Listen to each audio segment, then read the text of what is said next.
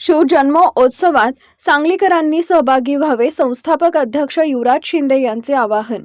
युवा विकास कल्याणकारी सेवाभावी संस्थेच्या वतीनं सालाबाद प्रमाणे शिवजन्मोत्सव 2026 निमित्त गुरुवार दिनांक 19 फेब्रुवारीला दुपारी 4 वाजता महिलांसाठी हिरकणी कट्टा या कार्यक्रमाचं आयोजन केलं आहे। यामध्ये प्रथम गटात 3, द्वितीय गटात 3, तृतीय गटात 3 व मानाची हिरकणी इत्यादी क्रमांक काढले जाणार आहेत। सायंकाळी 6 वाजता सांगली जिल्ह्याचे जिल्हाधिकारी माननीय अशोक काकडे यांच्या शुभ हस्ते आपुलकीचा कट्टा सांगलीच्या परिवर्तनाची नवी दिशा या स्मरणिकेचा प्रकाशन सोहळा आहे।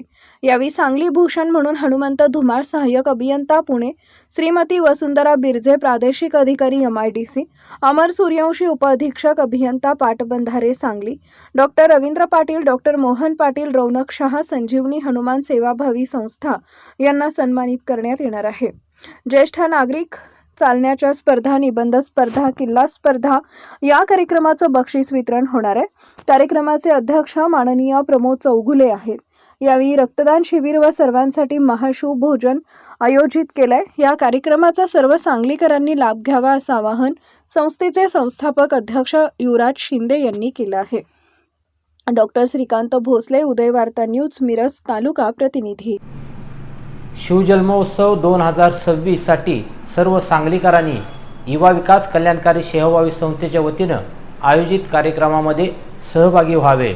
सालाबाद प्रमाणे गुरुवार दिनांक 19 फेब्रुवारी रोजी दुपारी 4 वाजता खास महिलांसाठी हिरकणी कट्टा या कार्यक्रमाचं आयोजन केले आहे।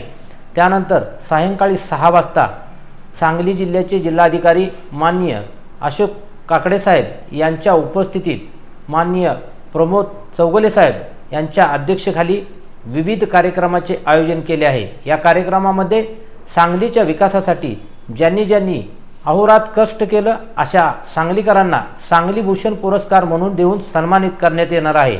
त्यानंतर कालच छत्रपती शिवाजी महाराज जयंतीनिमित्त सायकल स्पर्धा, त्याचबरोबर ज्येष्ठ लोकांच्या चालण्याच्या स्पर्धा व निबंध स्पर्धा आयोजन केलं होतं। या आयोजनाचे बक्षीस वितरण या कार्यक्रमामध्ये होणार आहे। तरी सर्व सांगलीकरांनी या कार्यक्रमाचा लाभ घ्यावा। कार्यक्रमाला येत असताना रक्तदान करणाऱ्या इच्छुकांनी मोठ्या प्रमाणात उपस्थित राहून रक्तदान करण्याचे आवाहन संस्थेच्या वतीने करतो। कार्यक्रमानंतर सर्वांसाठी महाभोजन आयोजन केलेले आहे।